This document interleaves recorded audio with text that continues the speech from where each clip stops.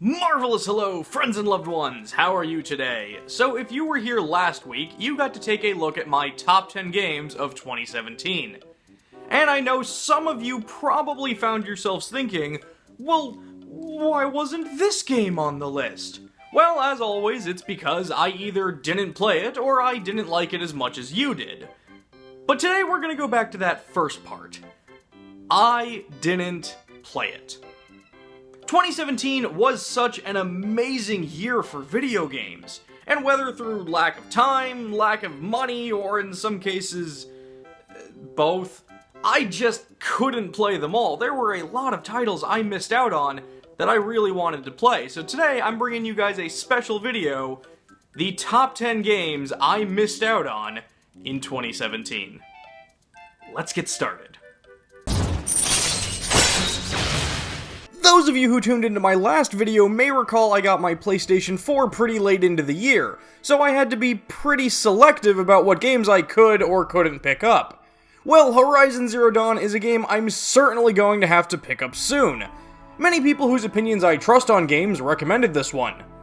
Plus, it's about a redhead who shoots robot dinosaurs, so yeah, I'm in. I missed out on Fire Emblem Echoes Shadows of Valentia strictly due to poor timing, but I really wish I'd been able to pick it up last year. I've enjoyed the recent Fire Emblem titles, but it's nice to see that there's still a place for the classic, more strategy-driven games in the franchise, and knowing this game exists gives me hope for future titles. Plus, it's about a redhead who... Oh wait, we already covered this. I like redheads.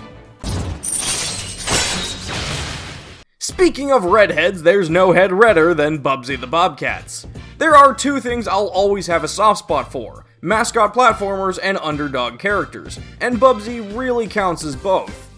While I will never defend the old games, I thought Bubsy the Woolly Strike Back could be his chance at redemption, and I was genuinely excited when it was announced that Bubsy was making a comeback. I even had the game all set up via pre-order on Amazon. Unfortunately, due to some sudden money troubles, I had to pass on the game at launch. But I want to see if Bubsy has learned from the mistakes of the past and created a fun side-scrolling platformer in 2017. At number 7, Resident Evil 7. Now, look, I'm not really a fan of horror games. They're scary. But RE7 Biohazard has had me super hooked and intrigued from day one.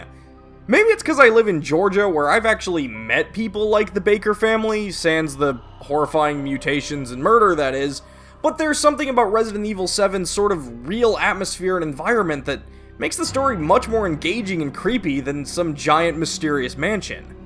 Capcom really tried something new with this game, and I'm happy to see it's paid off for them. From giant horror down to a smaller horror title, a little game called Little Nightmares. Now, I'll confess, I've watched full Let's Plays of this game, so even if I did pick it up and play it for myself, I know how it goes. But from everything I've seen, this game would still probably be super tense and scare the crap out of me. Everything about this game just oozes with the type of creepy aesthetics that I love, making it all feel like a haunted dystopian fairy tale. Little Nightmares is delightfully scary, and I love that they've also been releasing DLC stories to expand the lore some. I may not have it, but I may certainly have to have these nightmares some night for myself. I don't really have any excuses for this one. I genuinely forgot Monster Hunter Stories even came out. Despite being a game I was interested in, a bright, colorful, cartoony Monster Hunter RPG spin-off, it completely flew under my radar that it was even released. Honestly, the first time I even saw this game with my own eyes was when I was at GameStop and picked up Nier Automata. I'm still working through some games right now, but considering my 3DS is still my primary form of handheld gaming, it won't be long before I do add this one to my library. There's no denying that 2017 was a solid year for platformers. From major characters to new IPs, there were so many platformers in the year, and while I would have liked to, I just couldn't get them all. A Hat in Time is one that unfortunately slipped through the cracks for me. but still seems like a really awesome good time that I can tell people put a lot of work and love into. With its charming characters and memorable world, it's one I'm eagerly awaiting to add to my collection. I have no excuse for missing out on Night in the Woods. This should have been a day one purchase for me. A slice-of-life, cartoonish, comedically written romp set in a small town with a hidden secret loaded with world-building and likable anthropomorphic animal characters? Why haven't I already bought this? Literally everything I've seen about this game has appealed to me, and I can say with 100% certainty that if I had played this last year, it would have been pretty high on my top games list. I need to pick this one up as soon as possible. Cuphead, Cuphead, Cuphead. Everybody has something to say about Cuphead. And why wouldn't they? An enjoyable, arcade-style run-and-gun that harkens back to not just difficult arcade games, but beloved Fleischer-era cartoons? Perfect! I'd been following Cuphead for years, and I'm thrilled that it's finally out and has been a success. The reason why I didn't pick it up for myself is kind of silly, but I don't own a controller for my PC. And this game is already known for its difficulty. I figured it'd be more frustrating for me than enjoyable trying to play it with a keyboard. Plus, the game looks like it's best enjoyed co-op, so once I overcome these hurdles, I'd love to give this game a shot. Get it? Cause they shoot stuff. The Nintendo Switch. Like, just as a general thing.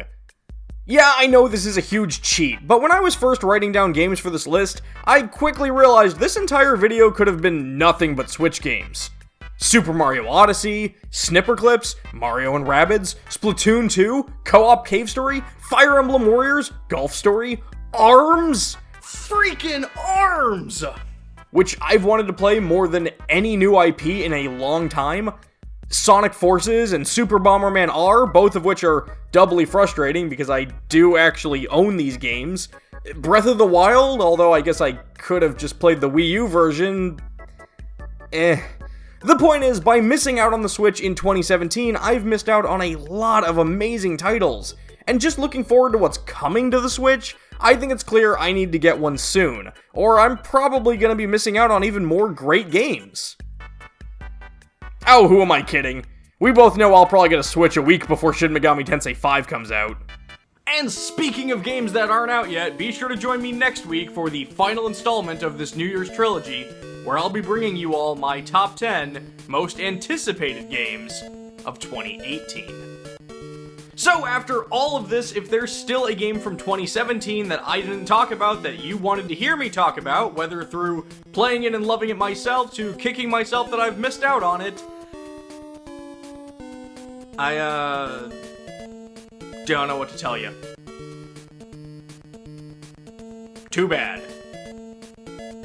Bye-bye!